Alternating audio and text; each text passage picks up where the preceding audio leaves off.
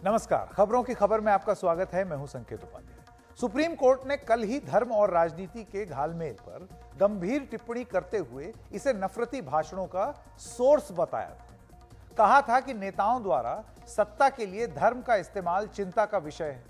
असहिष्णुता यानी कि इंटॉलरेंस और बौद्धिक कमी से हम दुनिया में नंबर 1 नहीं बन सकते। सुप्रीम कोर्ट की टिप्पणी अभी कल यहां रिपोर्ट भी की गई। यह भी कहा गया था कि हेट स्पीच से निजात पाने के लिए धर्म को राजनीति से अलग करना होगा। लेकिन लगता है कि देश की सबसे बड़ी अदालत की गंभीर टिप्पणियां भी हमारे समाज को झकझोर नहीं पाती।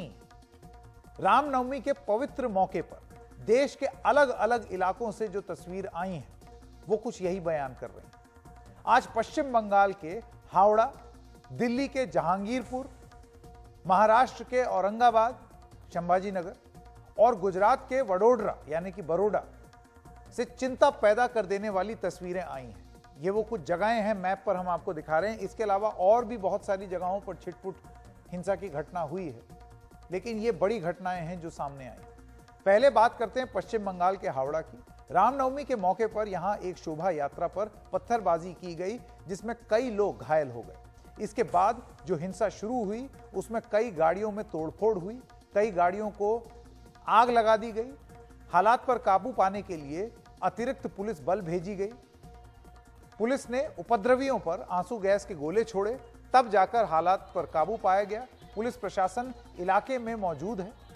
भारतीय जनता पार्टी ने इस घटना के लिए ममता बनर्जी को जिम्मेदार ठहराया है। कहा है कि उनके पास ही बंगाल में गृह मंत्रालय भी है, इसलिए वो इस घटना के लिए पूरी तरीके से जिम्मेदार है। इस घटना के बाद पश्चिम बंगाल की मुख्यमंत्री ममता बनर्जी ने सख्ती दिखाते हुए यह कहा है कि हिंसा करने वालों को बख्शा नहीं जाएगा। আমি দাঙ্গাকারীদের প্রশ্রয় দিই না, আমি দাঙ্গাকারীদের দেশের শত্রু মনে করি। आज दिल्ली में रामनवमी के मौके पर कानून व्यवस्था को बिगाड़ने की एक कोशिश हुई। दिल्ली में सांप्रदायिक तौर पर संवेदनशील इलाके जहांगीरपुरी में रामनवमी की एक शोभा यात्रा निकालने की जिद को लिए सैकड़ों लोग झंडे लेकर पहुंच गए। वो भी तब जब पुलिस ने इस इलाके में शोभा यात्रा की इजाजत नहीं दी थी। माहौल न बिगड़े, शांति व्यवस्था बनी रहे, इसके लिए पुलिस को बैरिकेड लगाकर शोभा यात्रा को रोकना पड़ा। भारी पुलिस व्यवस्था करनी पड़ी। रैपिड एक्शन फोर्स, सीआरपीएफ और दिल्ली पुलिस की टुकड़ियों को इलाके में तैनात करना पड़ा। पुलिस ने शोभा यात्रा के आयोजकों को पहले ही कह दिया था कि कानून व्यवस्था के मद्देनजर श्री राम भगवान प्रतिमा यात्रा की इजाजत नहीं दी जा सकती और पूजा पास के पार्क में ही कर लें। यही नहीं, पुलिस ने अपने आदेश में यहां के मौर्या एनक्लेव इलाके के पार्क में रमजान के कार्यक्रम की भी इजाजत नहीं दी थी और कहा था कि नमाज मस्जिद में ही अदा कर ली जाए, जैसे कि पहले होती रही है। हमारे सहयोगी शरद शर्मा बता रहे हैं कि जहांगीरपुरी का में पूरा प्रकरण क्या हुआ, ये पूरा वाकया क्या है। मैं दिल्ली के जहांगीरपुरी में हूं। जहांगीरपुरी में पुलिस की मनाही के बावजूद भी रामनवमी के मौके पर ये शोभा यात्रा निकाली जा रही है। जहांगीरपुरी जो कि एक संवेदनशील इलाका माना जाता है, क्योंकि यहाँ पर दो समुदाय, हिंदू हो चाहे मुस्लिम हो, दोनों के ही जो लोग हैं, समुदाय के लोग जो हैं वो ठीक ठाक संख्या में रहते हैं। और पिछले साल जब हनुमान जयंती के मौके पर यहाँ पर शोभा यात्रा निकाली जा रही थी तो हिंसा यहाँ पर हो गई थी। तो इस बार दिल्ली पुलिस ने शोभा यात्रा, रामनवमी के मौके पर शोभा यात्रा निकालने की इजाजत इस संगठन को नहीं दी थी। इसके बावजूद भी, पुलिस की मनाही के बावजूद भी जहांगीरपुरी की सड़कों पर ये आप देखिए कि बड़ी संख्या में श्रद्धालुओं के साथ में ये शोभा यात्रा निकाली जा रही है। कुछ ही दूरी पर, थोड़ी देर चलने के बाद ये शोभा यात्रा यहां पर पुलिस ने रोक दिया। आप देखिए भारी पुलिस बल तैनात है। कि मनाही के बावजूद जो संगठन शोभा यात्रा निकालने पे अड़ा हुआ था, उसने छोटी सी शोभा यात्रा जरूर निकाली है। अखिल भारत हिंदू युवा मोर्चा के नाम से संगठन है, इसके आयोजनकर्ता दिखाई दे रहे हैं। ये देखिए, ये तो शोभा यात्रा है जो पुलिस ने फिलहाल अभी रोकी है। पुलिस की बैरिकेडिंग के एक दायरे में ही ये शोभा यात्रा घूमती रही। लगभग 100 मीटर से ज़्यादा का ये एरिया नहीं होगा और अभी तक कोई हिंसा की खबर नहीं है। हमारे साथ में दिल्ली के पुलिस के डीसीपी नॉर्थ वेस्ट हैं जितेंद्र मीना साहब। सर पहले मैं जानना चाहूँगा सर, पुलिस की मनाही है, आपने परमिशन नहीं दी थी, उसके बाद जो शोभा यात्रा निकल गई है। ये 5 किलोमीटर लंबी शोभा यात्रा की परमिशन मांगी गई थी, उसको डिनाई किया गया था। जिनको एडवाइस किया गया था कि एक पार्क जो ये अभी आप मेरे सामने पार्क देख रहे हैं, इसमें पूजा अर्चना कर सकते हैं, इससे सटे हुए रोड पे 100 मीटर ये कर सकते हैं और उसी का ये लोग पालन भी कर रहे हैं। अच्छा, तो 100 मीटर आपने कहा था कि ज़्यादा से ज़्यादा बस ठीक है आप इस पर निकाल लीजिए। जी बिल्कुल ठीक है, लेकिन दूसरा पक्ष ये भी कह सकता है उसको तो नमाज पढ़ने की भी इजाज़त नहीं दी गई। नहीं, उस चीज़ पे भी अभी ऐसा कोई रेस्ट्रिक्शंस तो नहीं है, बट एक परमिशन आई थी, वो डिनाई की गई थी law and order point of view से। अच्छा, क्योंकि गैदरिंग बड़ी हो जाती है। जी। ठीक है, लेकिन अभी तक कोई हिंसा की खबर नहीं है, तो शांतिपूर्ण दिखाई दे अभी रहा है। इलाके में पूरी तरह से शांति है और स्थिति नियंत्रण में है। हाँ, क्योंकि पिछली बार भी यहाँ पर हनुमान जयंती के मौके पर हालात बिगड़ गए थे यहाँ पर। नहीं, अभी ऐसी कोई सिचुएशन नहीं है यहाँ पर। ठीक है, सब कुछ अंडर कंट्रोल है। जी, सब कुछ अंडर कंट्रोल। ठीक है, बहुत बहुत थैंक यू। दिल्ली के जहांगीरपुरी से अपने कैमरा सहयोगी कानन पत्रा के साथ मैं शरद शर्मा, एनडीटीवी इंडिया। सवाल यही है कि ये कौन लोग हैं जो धार्मिक मौकों का इस्तेमाल भाईचारा बढ़ाने के बजाय एक दूसरे को उकसाने के लिए करते हैं। बहुत सारी और भी तस्वीरें देश के अलग अलग कोनों से आई हैं, लेकिन वो तस्वीरें यहां पर इसलिए नहीं दिखाना चाहते हैं, इसलिए नहीं कि बात छुपाना चाहते हैं कि मकसद हंगामा खड़ा करना नहीं है। मकसद ये नहीं है कि टीवी के माध्यम से हम भी नफरत फैलाना शुरू कर दें। उनकी ये कैसी जिद है और क्यों है, ऐसा क्यों हो रहा है?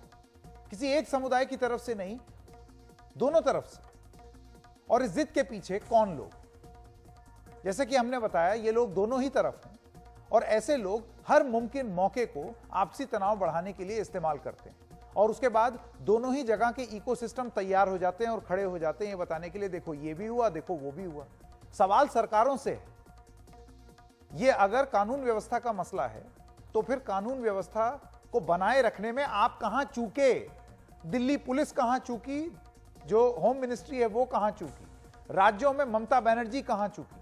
और जहां जहां हुआ है ये महाराष्ट्र की सरकार कहां चूकी? ये सवाल पूछा जाना चाहिए। सुप्रीम कोर्ट ने नफरती भाषणों को लेकर कल ही जो चिंता जताई है, उस चिंता में वो लोग शामिल नहीं लगते। आपको याद होगा पिछले साल 16 अप्रैल को इसी इलाके में हनुमान जयंती के एक जुलूस के दौरान हिंदू और मुस्लिम संप्रदाय के लोगों के बीच में एक झड़प हुई थी। तब हिंदू समुदाय का जुलूस जहांगीरपुरी की एक मस्जिद के पास से निकला। उस दौरान जुलूस पर पथराव हुआ और हिंसा हो गई। दोनों ही पक्षों ने हिंसा के लिए एक दूसरे को जिम्मेदार ठहराया। उस हिंसा में 7 पुलिसकर्मियों समेत 9 लोग घायल हुए थे। तब से यह इलाका सांप्रदायिक लिहाज से संवेदनशील बना हुआ है। वो केस अभी भी चल रहा है और आज फिर वही हुआ। दरअसल कुछ शरारती तत्व जो किसी भी धर्म के हो सकते हैं, वो धार्मिक मौकों पर शांति व्यवस्था खराब करने की ताक में रहते हैं और ये असलियत है। ये जो जहालत है, ये आपको हर धर्म में मिलेगी। हर समुदाय में कुछ इस तरीके के लोग होते हैं। धार्मिक मौकों पर लोग जोश में होते हैं और वो अक्सर ऐसे लोगों को उनकी आड़ में अपनी करतूतों को अंजाम देते हैं। छोटी सी भी गलतफहमी या चिंगारी एक बड़ी घटना में बदल जाती है और ये लगातार हमने देखा है होते हुए। रामनवमी के ही मौके पर आज तड़के महाराष्ट्र के औरंगाबाद जिले में, उसमें एक इलाका है जिसका नाम है कीरतपुरा इलाका, वहां पर 2 समुदायों के बीच में झड़प हुई। जानकारी के मुताबिक यह झड़प एक समुदाय द्वारा कथित तौर पर अपमानजनक टिप्पणी करने से शुरू हुई। दूसरे पक्ष के लोगों ने इस पर ऐतराज किया तो झड़प बढ़ गई। एक भीड़ ने पथराव शुरू कर दिया और कई गाड़ियों को आग लगा दी। आरोप यह लगाया जा रहा है कि जिन लोगों ने यह किया वो मुस्लिम समुदाय के थे। इनमें से कई गाड़ियां पुलिस की भी थी। इसके बाद पुलिस को हालात पर काबू पाने के लिए लाठीचार्ज करना पड़ा और आंसू गैस के गोले छोड़ने पड़े। पुलिस ने बताया कि रामनवमी को देखते हुए पहले से ही इलाके में पुलिस की व्यवस्था थी, लेकिन हिंसक भीड़ बढ़ी तो पुलिस बुलानी पड़ी, लेकिन उससे पहले ही पथराव शुरू हो गया और कुछ गाड़ियों को आग लगा दी गई। हालात अब काबू में हैं। घटना एक प्रसिद्ध राम मंदिर के आसपास हुई है, लेकिन झड़प में मंदिर को कोई नुकसान नहीं पहुंचा है। AIMIM जो कि औरंगाबाद और आसपास के इस इलाके में उसका सांसद भी हैं और यहाँ पर कुछ इलाके ऐसे हैं जो कि मुस्लिम बहुल हैं। तो औरंगाबाद के जो सांसद हैं इम्तियाज जलील, उन्होंने खुद मंदिर के अंदर से एक वीडियो जारी किया जिसमें वो मंदिर के कार्यकर्ताओं के साथ बैठे हैं और स्पष्ट कर रहे हैं कि घटना मंदिर के करीब हुई, लेकिन इसमें मंदिर को कोई नुकसान नहीं पहुंचा है और अगर कोई मंदिर को नुकसान की अफवाह फैला रहा है तो उस पर यकीन ना करें। देखिए, किराड़पुरे के राम मंदिर के हम यहाँ पर हम बैठे हुए हैं और आप देख सकते हैं कि ये राम मंदिर के ही सब यहाँ पर रहने वाले लोग हैं। यहाँ पे ना मंदिर को कुछ हुआ है, न यहाँ पे मंदिर में रहने वाले जितने भी कर्मचारी है, जितनी भी माएँ और बहनें यहाँ पर रहती है, मैंने उनसे जाती तौर के ऊपर जाके ये कहा कि आपको किसी बात की कोई चिंता करने की जरूरत नहीं रहेगी करके। तो अगर कोई गलत बातें, कोई गलत अफवाहें फैल रही है तो आप देख सकते हैं कि आज रामनवमी के दिन राम मंदिर जो है वो पूरी तरह से सुरक्षित है। किसी भी तरह से यहाँ पर कुछ नहीं हुआ है। हाँ, गड़बड़ हुई है लेकिन मंदिर के बाहर हुई है, रास्तों के ऊपर हुई है, लेकिन मंदिर के अंदर कुछ नहीं हुआ है। तो अगर कुछ बातें ऐसी फैल रही है तो आप उसके ऊपर विश्वास मत करिए। ये पूरे जितने भी लड़के हैं ये सब यहीं के कर्मचारी हैं, यहीं पे रहते हैं, आप देख सकते हैं। मैं सभी लोगों से हाथ जोड़कर ये विनती करना चाहूंगा, सभी जाति, धर्म और समाज के लोगों से ये करना चाहूंगा कि आज रामनवमी का दिन है और यकीनन इसको मनाना चाहिए। रमजान है, रमजान का महीना भी हम सब साथ में मिलकर मनाएंगे। यकीनन कुछ लोगों ने गलत हरकतें की है और मैं पुलिस से ये कहना चाहूंगा कि जो भी दोषी है उनके साथ सख्ती से निपटा जाए। किसी भी तरह से हम कोई समझौता नहीं करेंगे क्योंकि हमारे शहर से बड़ा कोई भी नहीं है। ये मसला अलहदा, ये मसला अलग कि इम्तियाज जलील जिस पार्टी के हैं उस पर भी तमाम सवाल उठते हैं कि वो भड़काऊ भाषण उसके नेता करते हैं। अब इस घटना के बाद महाराष्ट्र के मुख्यमंत्री एकनाथ शिंदे ने वरिष्ठ पुलिस अधिकारियों से बात की और दावा किया कि स्थिति काबू में है। महाराष्ट्र के उप मुख्यमंत्री देवेंद्र फडणवीस ने कहा कि कुछ असामाजिक तत्व राज्य में शांति व्यवस्था खराब करना चाहते हैं। ऐसे में राजनीतिक नेताओं को अपने बयान देते वक्त सावधानी बरतनी चाहिए। उधर शिवसेना उद्धव बालासाहेब ठाकरे के सांसद संजय राउत ने राज्य की एकनाथ शिंदे सरकार को निशाने पर लिया और आरोप लगाया कि राज्य सरकार सो रही थी। ये अब एकदम मामला साफ हो गया है कि संवेदनशील मुद्दे को भी राजनीति से दूर रखने की कोशिश जिम्मेदार नेताओं द्वारा भी नहीं की जा रही है, क्योंकि आप देखिए तुरंत बयान इस तरीके से दिया जाता है कि हम कुछ कर नहीं सकते, पुलिस को अपना काम करना चाहिए, हमें शांति बनानी चाहिए, लेकिन फिर इन्हीं पार्टी के अलग अलग नेता समर्थन भी करते हुए दिखते हैं, अपनी अपनी राजनीतिक रोटी सेकते हुए दिखते हैं। आज की एक और घटना बता दें, वो बड़ौदा से थी। वडोदरा में हुई, जहां पर रामनवमी की रैली के दौरान असामाजिक तत्वों ने पथराव कर दिया। यहां हर साल की तरह विश्व हिंदू परिषद ने एक रैली का आयोजन किया था। यह रैली जैसे ही फतेहपुरा मोहल्ले में पहुंची तो अज्ञात लोगों ने रैली पर पथराव कर दिया। अभी मालूम नहीं है कौन वो लोग थे, जांच कर रही है पुलिस। इस वजह से पूरी जिम्मेदारी के साथ हम ये रिपोर्ट आप तक ला रहे हैं। घटना की सूचना मिलते ही पुलिस मौके पर पहुंची। बड़ौदा पुलिस के साथ ही खेड़ा और आणंद जिले में भी पुलिस की टीम बुलाई गई और तब जाकर हालात को काबू पाया गया। इलाके में अब भी तनाव है और अतिरिक्त सुरक्षा बल तैनात है। रामनवमी की शोभा यात्रा के दरमियान एक मस्जिद के आगे थोड़ा घर्षण जैसा हुआ था, उसमें कोई इश्यू बना नहीं है। अभी पूरे विस्तार में शांति है। शोभा यात्रा अच्छे से अपने एरिया में आगे निकल गई है। लोग जो इकट्ठा होते हैं उनको पुलिस ने समझा के अपने अपने घरों में भेज दिया है और कोई भी किसी को कुछ इंजरी हुई ऐसा कुछ भी नहीं हुआ है और पूरे विस्तार में पूरी शांति। अभी पुलिस का पूरा बंदोबस्त रखा गया है यहाँ पे और वो अभी चालू। यात्रा अपने रूट पे जैसे निकल गई, ये यात्रा आगे निकल गई अपने तरीके से और कोई इश्यू नहीं। सर वाहनों की कितनी तोड़फोड़ की गई? कोई तोड़फोड़ नहीं हुई, कुछ तोड़फोड़ जैसा कुछ नहीं हुआ है। बस मस्जिद के आगे निकल रही थी, उस वक्त थोड़े लोग इकट्ठा हुए थे तो उनको सबको समझा के अपने अपने जगह भेज दिया और कोई इश्यू नहीं। रामनवमी या रमजान जैसे मौकों पर देश की असली तस्वीर क्या होनी चाहिए, आइए आपको वो भी दिखाएं, क्योंकि वो तस्वीरें भी दिखाना बहुत जरूरी है कि सही मायने में तस्वीरें क्या होनी चाहिए। और ये वो तस्वीर है, जरा फुल फ्रेम जाते हैं। और हमारा ऐसा मानना है कि यही है असली भारत, यही है हमारे भारत की असली तस्वीर। बाकी सारी चीजें जो हैं वो भारत नहीं है। ये कर्नाटक के मैसूरू से है, जहां मुस्लिम समुदाय के लोगों ने रामनवमी की शोभा यात्रा निकाल रहे लोगों को मिठाइयां बांटी, पानी पिलाया। धार्मिक मौकों पर ऐसा तनाव क्यों होता है, इसके लिए कौन जिम्मेदार ठहराया जाए, क्या होना चाहिए, ये सारी चीजें जानना और समझना बहुत जरूरी है। और क्योंकि इसीलिए हम आपको सुप्रीम कोर्ट के उस बयान की तरफ ले जा रहे हैं कि जहां राजनीति और धर्म जुड़ता है वहीं नफरत की राजनीति शुरू होती है और हम इस असली भारत की असली तस्वीर से जुदा हो जाते हैं और कोई और ही तस्वीर हमारे सामने प्रस्तुत होने लगती है। आइए इस पूरे मसले पर और बात करने के लिए दिल्ली के पूर्व उपराज्यपाल और जामिया मिलिया इस्लामिया के कुलपति नजीब जंग से बात करते हैं। नजीब साहब, त्योहारों में हिंसा और लगातार आज दिन भर तमाम तस्वीरें आई हैं। हावड़ा से भी आई, दिल्ली से भी आई, बड़ौदा से भी आई और हमने वो सारी तस्वीरें शंभूजी नगर से भी आई। आपको लगता है कि इस हिंसा के पीछे राजनीतिक हाथ है? क्योंकि अभी कल ही सुप्रीम कोर्ट ने अपनी टिप्पणी में कहा है कि राजनीति और धर्म का जो घालमेल है वो देश के लिए खतरनाक है। संकेत जी, सबसे पहली बात जो हो रहा है ये निंदनीय है और इससे परे कोई भी नहीं है। मैं आपकी बात से और सुप्रीम कोर्ट की बात से 100% सहमत हूं कि जब इलेक्शंस पास आते हैं तो इस किस्म की घटनाएं बढ़ जाती हैं। शायद राजनीतिक कारणों से लोग चुप्पी साध लेते हैं, शायद पोलराइजेशन से आज की तारीख में इलेक्शंस में फायदा होता है, ये मैं नहीं कह सकता, लेकिन घटनाएं निंदनीय हैं। हिंदुस्तान आज से 75 साल पहले बहुत बड़ा प्राइस पे कर चुका है हिंदुस्तान की तकसीम में।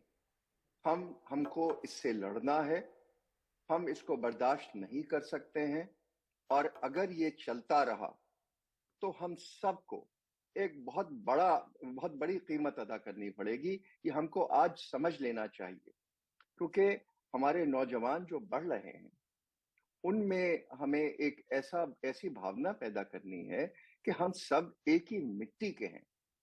ये देखिए, स्वामी विवेकानंद ने क्या कहा था कॉन्फ्रेंस ऑफ रिलीजन्स में, कि ये एक समुद्र है हमारा देश जिसमें सब धर्म बह रहे हैं और सबका मकसद एक है।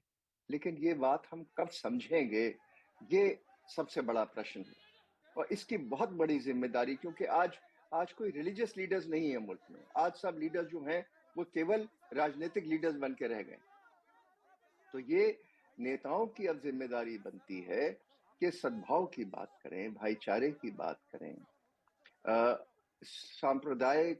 सांप्रदायिक मेलजोल की बात करें। हिंदू, मुसलमान, क्रिश्चियन, जू, पारसी, सबका मकसद एक है। हमारा मुल्क गौतम बुद्ध का मुल्क है, हमारा मुल्क गांधी का मुल्क है, हमारा मुल्क नानक और कबीर का मुल्क है, हमारा मुल्क बुल्ले शाह का मुल्क है। ये हम क्यों भूल जाते हैं? हम ये भूलते हैं कि मियां मीर ने गोल्डन टेम्पल की नींव रखी थी। हम ये भूल जाते हैं कि बाबा फरीद के दोहे आज भी ग्रंथ साहब में हैं। ये हम कैसे भूल रहे हैं? और ये हमको जगाना पड़ेगा, हमको स्कूलों में बताना पड़ेगा और हमारे नेताओं को बार बार ये सबक देना पड़ेगा हिंदुस्तान में कि छोटे गेंस के लिए, एक इलेक्शन जीतने के लिए हमें हिंदुस्तान को नुकसान नहीं पहुंचाना।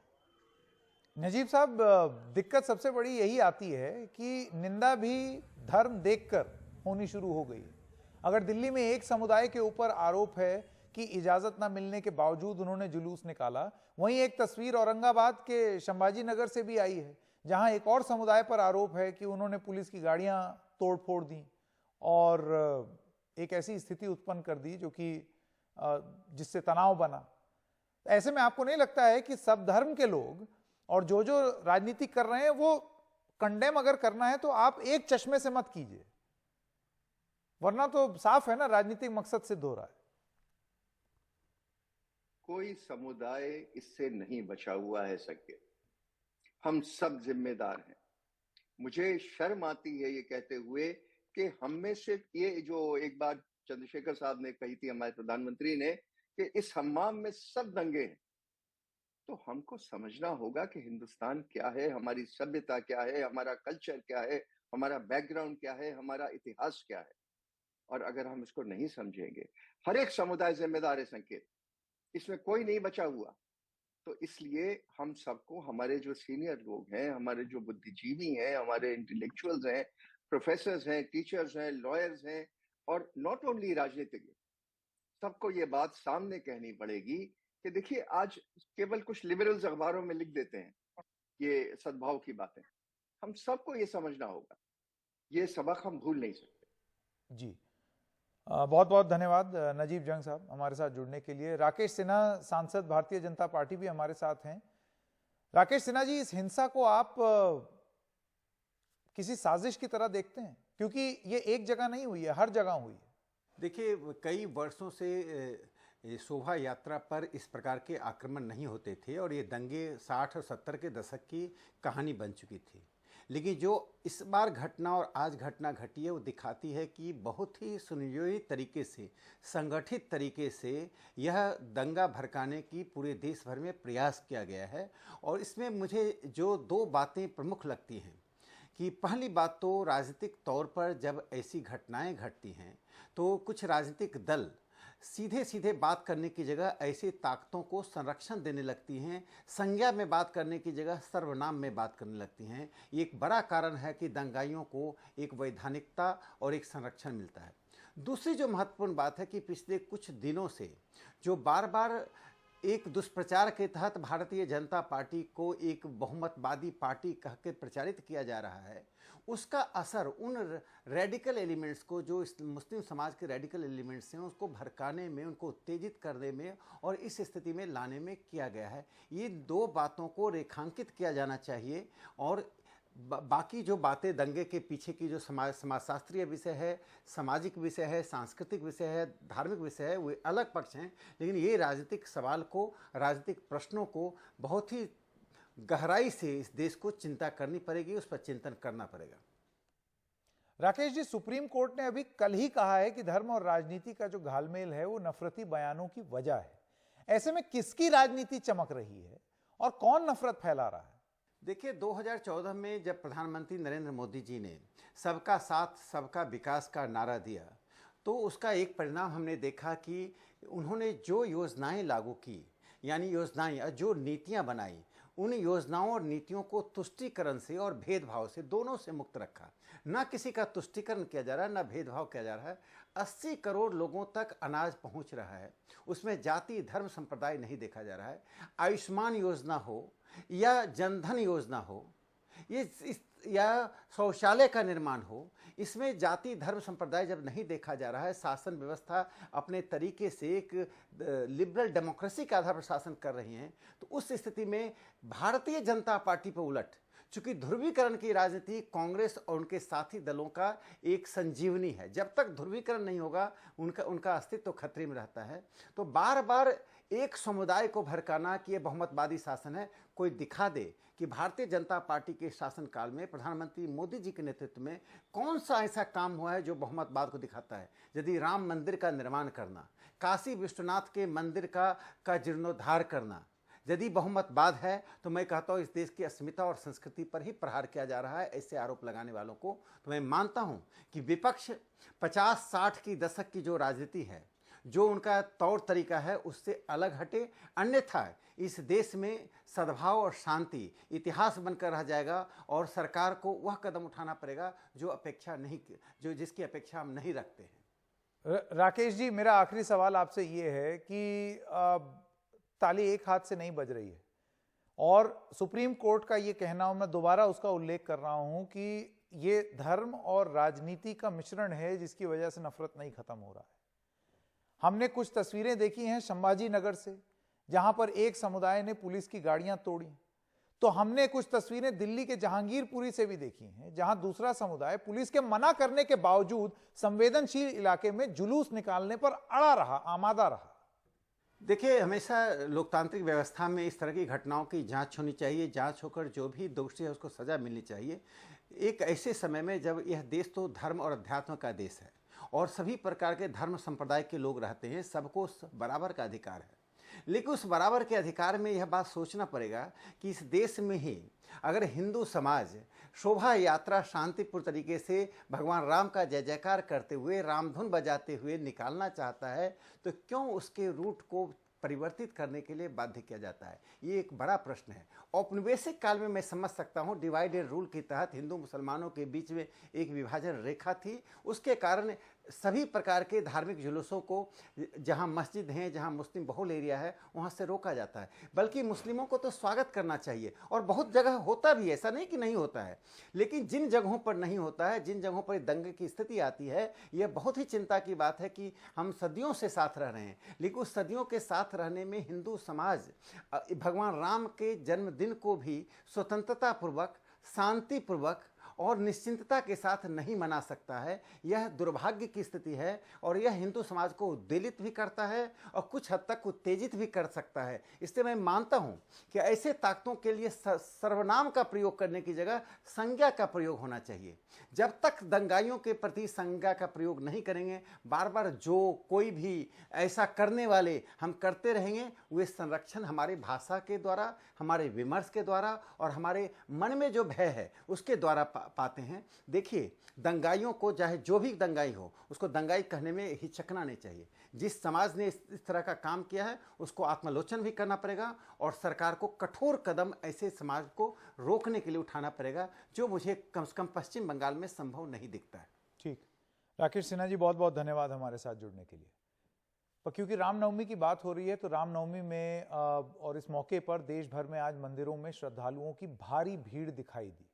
लेकिन मध्य प्रदेश के इंदौर में यही भीड़ एक बड़े ही हादसे की वजह बन गई। इंदौर के बेलेश्वर महादेव मंदिर की बावड़ी की छत श्रद्धालुओं के बोझ से धंस गई। नीचे गिरने से 11 लोगों की मौत हो गई है। इंदौर में रामनवमी के दिन बेहद दुखद हादसा हुआ। 40 फीट गहरी बावड़ी में 30 से ज्यादा लोग गिर गए। इंदौर के पटेल नगर में बेलेश्वर महादेव झूलेलाल मंदिर के अंदर बावड़ी के चबूतरे पर और उसके आसपास भीड़-भाड़ के कारण छत गिरी।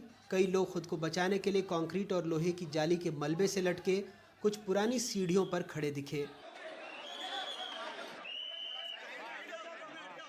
18 लोग सुरक्षित हैं, लेकिन ये अत्यंत दुर्भाग्यपूर्ण है कि 11 शव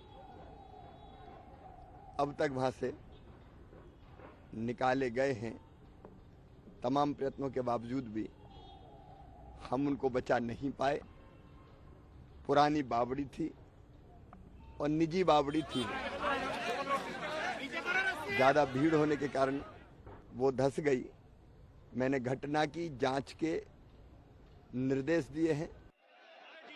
प्रत्यक्षदर्शियों ने बताया कि मंदिर में हवन चल रहा था। इस दौरान बावड़ी वाले हिस्से पर काफी भीड़ हो गई। इनमें अधिकांश महिलाएं और बच्चे थे जो आगे हो रहे हवन को देखने के लिए बावड़ी वाले हिस्से पर बैठे थे। जैसे ही हवन समाप्ति की टाइम हुआ, बलि चढ़ाई, उसके बाद एकदम मेरे भाई गवा था, आधा मिनट पहले उठा हूँ। कहीं के बस हवन हो रहा था, ये आइडिया था। अच्छा, आपके परिवार के कितने लोग इसमें? सब परिवार वाले ही हैं हमारे। आरती हो रही थी। मेरे जो मामा जी की लड़की है वो पीछे खड़ी थी, मामा जी पहले खड़े थे, तो मामा जी पहले गिरे, तो अभी तक उनका पता नहीं चला है। मेरा 11 साल का छोटा बेटा आज मंदिर में सेवा के लिए आया था, और जिस वक्त आया उसी वक्त ये हादसा हो गया। तो उसी वक्त हादसा हुआ, उसके बाद से हम कंटिन्यू इंतजार कर रहे हैं, उसकी कभी तक कोई खबर नहीं आई है। बावड़ी में 9 फीट पानी भरा था। नगर निगम ने 3 पंप की मदद से पानी निकाला। मंदिर करीब 60 साल पुराना है। हादसे के बाद रेस्क्यू टीम मौके पर पहुंची। रस्सी से बनी सीढ़ी बावड़ी में डालकर लोगों को बाहर निकाला गया। अभी ऑलमोस्ट रेस्क्यू ऑपरेशन कंप्लीट हो गया है। अभी 9 फीट का पानी तक हुआ में उसका ड्रेन करने का काम किया जा रहा है। उसके बाद मतलब एक्चुअल परिस्थिति पता चलेगा। पुलिस का कहना है मंदिर छोटा है, भीड़ ज्यादा नहीं थी, इसलिए सुरक्षा के इंतजाम नहीं किए गए थे। जब तक SDRF नहीं आई थी तब तक वो पुलिस के जवानों ने कुछ लोग जो ऊपर थे उनको निकालने की कवायद की। कुछ लोगों के मिसिंग होने की सूचना प्राप्त हुई है, उसको वेरीफाई करने की ये प्रक्रिया चल रही है। तो ये एक बहुत ही स्थानीय स्तर पर जो छोटे छोटे शिवालयों में जो कार्यक्रम होता है वो कार्यक्रम था। यहाँ पे 40-50 लोगों से ज़्यादा लोग यहाँ पर नहीं थे, तो इसलिए यहाँ पर पुलिस व्यवस्था नहीं थी। प्रधानमंत्री नरेंद्र मोदी ने भी इस मामले में ट्वीट कर कहा है कि इंदौर में हुए हादसे से बेहद आहत हूं। मुख्यमंत्री शिवराज सिंह चौहान से बात कर स्थिति की जानकारी ली है। राज्य सरकार बचाव और राहत के कार्य में तेजी से आगे बढ़ रही है। कुछ लोगों का कहना है कि मंदिर परिसर में निर्माण और खुदाई का काम चल रहा था। कुछ लोगों का ये भी कहना है कि वहां अतिक्रमण हुआ था। बहरहाल मुख्यमंत्री शिवराज सिंह चौहान ने इस घटना में मृतकों के लिए 5 लाख रुपए और जो घायल हुए हैं उनके लिए 50,000 रुपए के मुआवजे का ऐलान किया है। इंदौर से अपने सहयोगी समीर और भोपाल से कैमरा पर्सन रिजवान खान के साथ अनुराग द्वारी, एनडीटीवी इंडिया। अब सियासत और धर्म का घालमेल जो है वो ठीक नहीं, लेकिन हमारे नेताओं को ये बात कोई कैसे समझे। कर्नाटक में विधानसभा चुनाव सिर पर हैं। चुनाव से ठीक पहले बसवराज बोम्मई सरकार ने मुसलमानों को दिया गया 4% आरक्षण वापस ले लिया और उसे लिंगायत और वोकलिगा समुदाय को दे दिया। अब भारतीय जनता पार्टी कर्नाटक में एक भव्य राम मंदिर बनवाने की बात कर रही है। कांग्रेस का आरोप है कि बीजेपी हिंदू, मुस्लिम और राम मंदिर के सहारे विधानसभा चुनाव में ध्रुवीकरण करने की कोशिश कर रही है। ये एनिमेशन उस भव्य राम मंदिर का है जो बनने के बाद राम देवरा बेट्टा यानी हिल ऑफ लॉर्ड रामा में दिखेगा। बेंगलुरु से तकरीबन 55 किलोमीटर दूर रामनगर की उन्हीं पहाड़ियों में जहां कभी शोले फिल्म की शूटिंग हुई थी।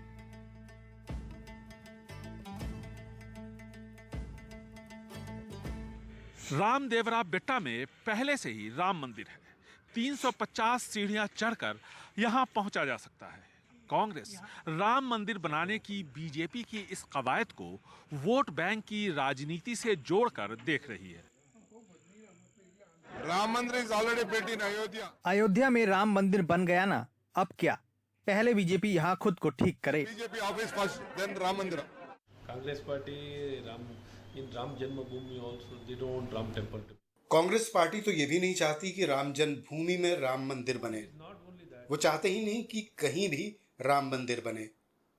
ये बात आस्था, भावनाओं और आध्यात्म की है। ये जगह बहुत ही पूजनीय है। Respected and highly worshipped. एक तरफ राम मंदिर तो दूसरी तरफ किसी न किसी बहाने 4% मुस्लिम कोटा खत्म करने की चर्चा करना बीजेपी के बड़े नेता नहीं भूलते। ಇದರಿಂದ ನಾನು ಸ್ಪಷ್ಟವಾಗಿ ಮುಸ್ಲಿಂ ಬಂಧುಗಳು ಹೇಳಕ್ಕೆ ಇಷ್ಟಪಡ್ತೇನೆ, ಮುಸ್ಲಿಂ ಬಾಂಧವರಿಗೆ ಅನ್ಯಾಯ ಮಾಡಿಲ್ಲ ನಾನು। मुसलमानों के साथ किसी तरह की नाइंसाफी नहीं हुई है। अब आर्थिक तौर पर कमजोर वर्ग के तहत उन्हें आरक्षण मिलेगा। धर्म के आधार पर आरक्षण ठीक नहीं है। ಧರ್ಮದ ಆಧಾರದ ಮೇಲೆ ಮೀಸಲಾತಿ ಕೊಡೋಕೆ ಸಾಧ್ಯ ಇಲ್ಲ। सत्तारूढ़ बीजेपी के खिलाफ कांग्रेस भ्रष्टाचार को यहां मुद्दा बना चुकी है। ऐसे में कांग्रेस और जेडीएस के खिलाफ मुद्दे तलाशती बीजेपी मुस्लिम रिजर्वेशन की समाप्ति के साथ साथ कर्नाटक में राम मंदिर के निर्माण के सहारे वोटर्स को लुभाने की कोशिश में जुटी है। बेंगलुरु से कैमरामैन गोविंद मूर्ति के साथ निहाल किदवई, एनडीटीवी इंडिया। और अब बात मानहानि के एक केस में सूरत की कोर्ट द्वारा राहुल गांधी को दोषी ठहराए जाने और उसके बाद उनकी संसद की सदस्यता जाने की। राहुल गांधी ने 2019 में कर्नाटक के कोलार में मोदी सरनेम को लेकर के एक बयान दिया था जिस पर उन्हें मानहानि का दोषी ठहराया गया। इस मुद्दे पर कांग्रेस मोदी सरकार को घेर रही है और सियासत करने का आरोप लगा रही है। कांग्रेस के साथ इस मामले में विपक्ष की 18 पार्टियां भी साथ आ गई। ममता बनर्जी तृणमूल कांग्रेस की जो हैं, केसीआर बीआरएस के और अरविंद केजरीवाल की आम आदमी पार्टी जो कांग्रेस के साथ उनकी कभी पटरी नहीं बैठती थी, लेकिन अब एक सुर में सुर मिला रहे हैं। इस मुद्दे पर देश में राजनीति गर्म ही हुई है कि विदेश से आए एक बयान ने आग में घी का काम कर दिया। जर्मनी के विदेश मंत्रालय की ओर से राहुल के समर्थन में, और ऐसा बताया जा रहा है कि राहुल के समर्थन में, हालांकि अगर वो बयान बहुत बारीकी से सुने तो उसमें बड़ी फैक्चुअल पोजीशन जर्मनी ने बोली है, जिसमें जर्मनी ये कहती है कि हमें ऐसा ज्ञात हुआ है कि राहुल गांधी के पास न्यायिक विकल्प हैं इस पूरे मसले पर और हम इस पर नजर बनाए हुए। लेकिन कांग्रेस के नेता दिग्विजय सिंह ने जर्मन विदेश मंत्रालय का धन्यवाद कर दिया। इस पर भारतीय जनता पार्टी और कई केंद्रीय मंत्रियों ने कड़ी प्रतिक्रिया दे दी। उन्होंने कहा कि पहले जर्मन विदेश मंत्रालय के प्रवक्ता, पहले हम आपको उनका बयान, जो बीजेपी के नेता कह रहे हैं वो बयान हम आपको थोड़ी देर बाद सुनाएंगे जो उन्होंने ट्वीट किया, क्योंकि वो तो घूम घूम के कह रहे हैं कि देखो यही तो हम कह रहे थे, विदेशी हाथ चाहते हैं, विदेशी इंटरवेंशन चाहते हैं। अब क्या बोला जर्मन ने, जर्मनी के जो विदेश मंत्रालय के प्रवक्ता हैं, आपको वो बताते हैं। Indischen Oppositionspolitiker Rahul Gandhi zur Kenntnis genommen, ebenso wie die Suspendierung seines Parlamentsmandats. Nach unserer Kenntnis stehen Herrn Gandhi gegen das Urteil Rechtsmittel offen. Dann wird sich zeigen, ob dieses Urteil Bestand hat und ob die Voraussetzung für die Suspendierung des Mandats überhaupt gegeben ist. Wir erwarten, dass die Standards in Bezug auf die Unabhängigkeit der Justiz und demokratische Grundprinzipien auch für das Verfahren gegen Rahul Gandhi gelten. German विदेश मंत्रालय के प्रवक्ता के इस बयान के फौरन बाद कांग्रेस के वरिष्ठ नेता, जैसे कि हमने आपको बताया, दिग्विजय सिंह ने एक ट्वीट कर दिया और जर्मनी का धन्यवाद कर दिया। उन्होंने लिखा, शुक्रिया जर्मनी के विदेश मंत्रालय और रिचर्ड वॉकर इस बात पर ध्यान देने के लिए कि राहुल गांधी के उत्पीड़न के जरिए किस तरह लोकतंत्र पर समझौता किया जा रहा है। दिग्विजय सिंह के इस ट्वीट को बीजेपी और मोदी सरकार में कई मंत्रियों ने तुरंत देश के मामले में विदेशी दखल बता दिया और कांग्रेस को घेर लिया। वित्त मंत्री निर्मला सीतारमण ने ट्वीट किया और उन्होंने कहा कि साफ है कि कांग्रेस हमारे मामलों में विदेशी दखल चाहती है। चीन की कम्युनिस्ट पार्टी के साथ अपारदर्शी यानी कि नॉन ट्रांसपेरेंट बातों पर एमओयू साइन कीजिए। विदेश में संवाद के दौरान सरकार बदलने के लिए मदद की याचना कीजिए। मदद के लिए उन्हें धन्यवाद दीजिए और कितने सबूतों की जरूरत है। सूचना प्रसारण मंत्री अनुराग ठाकुर ने भी ट्वीट में लिखा है कि यह देश का अपमान है। राहुल गांधी और कांग्रेस देश के भीतर भारत की लोकतांत्रिक, राजनीतिक और कानूनी जंग लड़ने में भरोसा नहीं करते, इसलिए हमारे अंदरूनी मामलों में दखल देने के लिए विदेशी ताकतों को न्योता देते हैं। कानून मंत्री किरण रिजिजू ने भी ट्वीट किया और कहा कि भारत के अंदरूनी मामलों में दखल देने के विदेशी ताकतों को न्योता देने के लिए राहुल गांधी का धन्यवाद। याद रखें, भारतीय न्यायपालिका को विदेशी दखल से प्रभावित नहीं किया जा सकता। ये सब उन्होंने बात बोली है। बीजेपी के कई और नेताओं ने इस मामले में कांग्रेस को कटघरे में खड़ा करने की कोशिश की। दिग्विजय सिंह जी का ट्वीट एक आया था जिसमें उन्होंने जर्मनी के नेताओं से यह आशा व्यक्त की है कि वो आके हमारे यहाँ डेमोक्रेसी को बचाए। तो ये कैसे संभव है, किस हद तक इनके लोग ये जाएंगे कि हमारे देश को बदनाम करने की कोशिश में हिटलर के अनुयायियों के पास जाएंगे कि हमारे यहाँ डेमोक्रेसी को बचाए। तो इसलिए मैंने कहा कि ये अनुचित है और देश के लोकतंत्र का अपमान है। इसलिए मुझे लगता है कि इनको, कांग्रेस पार्टी को माफी मांगनी चाहिए। बयान अपने आप में भी विवादास्पद बन सकता है। ये वो हिटलर वाला जर्मनी नहीं है, ये नया जर्मनी है और भारत के बहुत अच्छे रिश्ते हैं इस जर्मनी से। तो इसको हिटलर का जर्मनी बताना, क्या ये बात जमेगी? इस मामले के तूल पकड़ते ही कांग्रेस सक्रिय हो गई और खुद को दिग्विजय सिंह के ट्वीट से अलग करते हुए बताया। कांग्रेस के महासचिव जयराम रमेश ने ट्वीट कर दिया और सब कुछ ट्विटर पे ही हो रहा है, गजब है। कांग्रेस का स्पष्ट तौर पर, वो कहते हैं, कांग्रेस का स्पष्ट तौर पर मानना है कि प्रधानमंत्री मोदी द्वारा संस्थाओं पर हमले एवं उनकी डराने धमकाने की राजनीति से हमारे लोकतंत्र के समक्ष जो खतरे उत्पन्न हुए हैं उनसे भारत की लोकतांत्रिक प्रतिक्रियाओं और प्रक्रियाओं को स्वयं ही निपटना होगा। कांग्रेस और विपक्षी पार्टियां निडरता से उनका मुकाबला करेंगे। एक छोटे से ब्रेक के लिए रुक रहे हैं, लेकिन ब्रेक के बाद क्योंकि रामनवमी की बात हो रही है, रामनवमी में आप जानते हैं कि कन्या पूजन भी होता है, लेकिन उस कन्या पूजन के दौरान मध्य प्रदेश में कन्या तकलीफ में भी, बच्चे तकलीफ में, क्या है ये पूरी कहानी ब्रेक के बाद बताएं।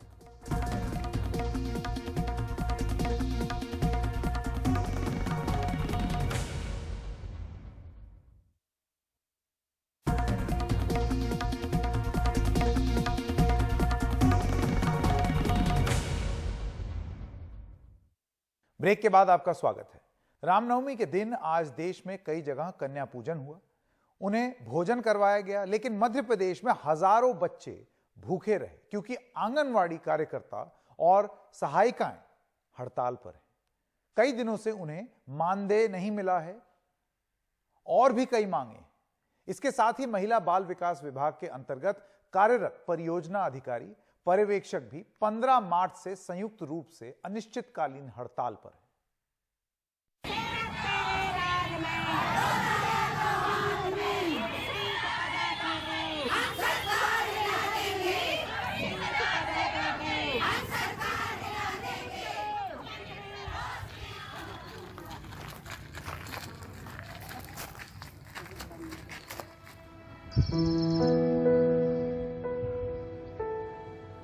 सन्नी बैगा अपने नातिन को शहडोल के वार्ड नंबर 1 के आंगनबाड़ी केंद्र लेकर आई। सोचा था पोषण और भोजन साथ लेकर लौटेंगी, लेकिन खाली हाथ लौट रही हैं।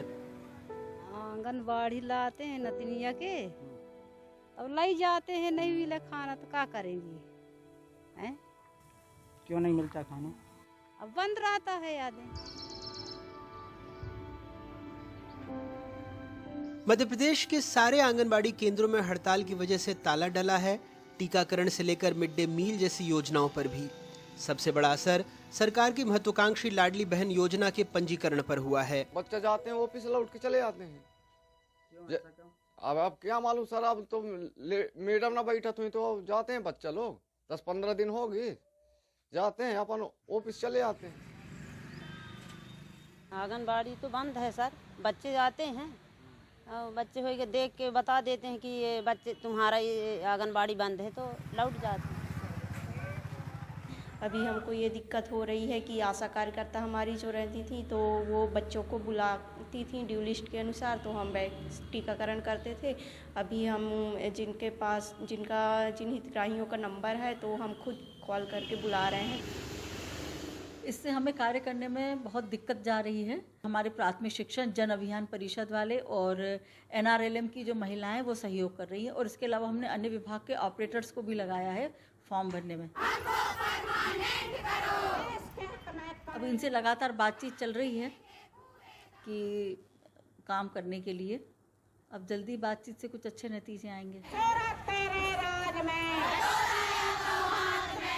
राज्य में 97,135 आंगनबाड़ी केंद्र हैं। इन्हें चलाने के लिए 1,35,000 आंगनबाड़ी कार्यकर्ता और सहायिका हैं।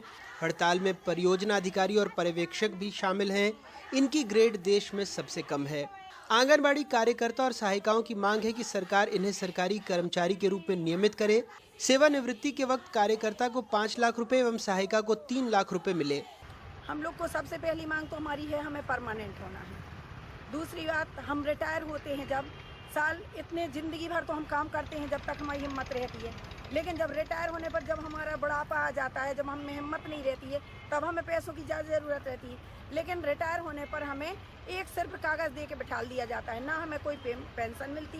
यदि वो पेंशन नहीं देते हैं तो कम से कम हमें एक मुश्त राशि दे दें। कि 2022 में हम लोग 45 डिग्री पारा में भी 45 दिन बैठे रहे। उस समय हमें मात्र एक आश्वासन पत्र मिल गया था, लेकिन हमारी मांग आज तक पूरी नहीं हुई।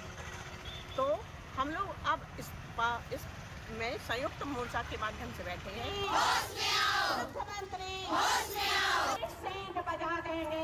इन्हीं कार्यकर्ताओं के कंधे पर कुपोषण के लिए बंटने वाला आहार, गर्भवती माताओं के आहार से लेकर केंद्र में बच्चों की पढ़ाई और स्वास्थ्य की जिम्मेदारी रहती है।